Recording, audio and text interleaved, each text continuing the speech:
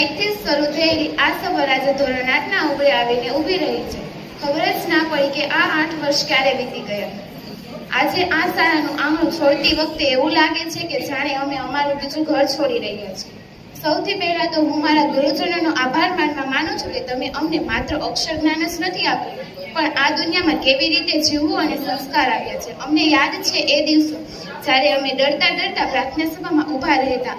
સવારની એ પવિત્ર પ્રાર્થના અને શાંતિથી આંખો બંધ કરીને ઈશ્વર પાસે માંગેલી એ શક્તિ, આ બધું જ અમને જીવનભર હિંમત આપતું રહેશે. આજે જ્યારે અમે અહીંથી જઈ રહ્યા છીએ ત્યારે તમારા આશીર્વાદ જ અમારી સાચી મૂડી છે. હવે વાત કરું હું મારા મિત્રો.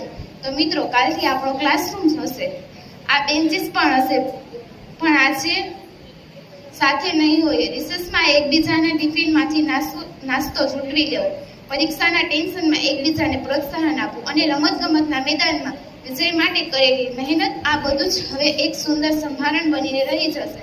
આપણે ભલે અલગ અલગ હાઈસ્કૂલમાં જઈએ, પણ આપણી આ નિર્દોષ મૈત્રીના તાર હંમેશા જોડાયેલા રહેશે.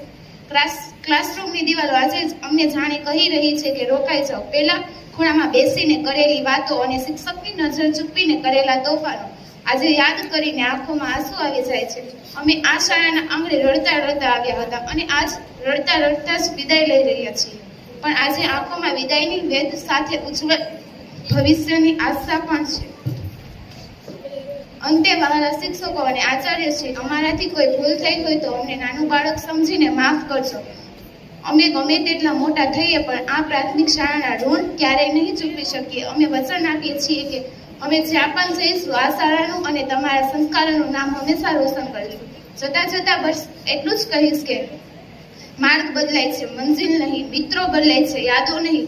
આજે વિદાય છે, અંત નહીં. આ તો નવા સપનાઓની શરૂઆત છે. શિક્ષકોનો આશીર્વાદ, મિત્રોનો સાથ, ક્લાસરૂમમાં બીતેલો જીવનનો પાઠ, આજે વિદાય છે. દિલ ભારે છે, પણ આ યાદો જ આપણું સાચું ધન છે. હું બધા શિક્ષકોને ફરી એકવાર આભાર માનું છું અને મારા મિત્રો માટે શુભકામનાઓ પાઠવું છું. તમારું ભવિષ્ય ઉજ્જવળ રહે અને તમે બધા જીવનમાં ખૂબ સફળ થાઓ. આભાર.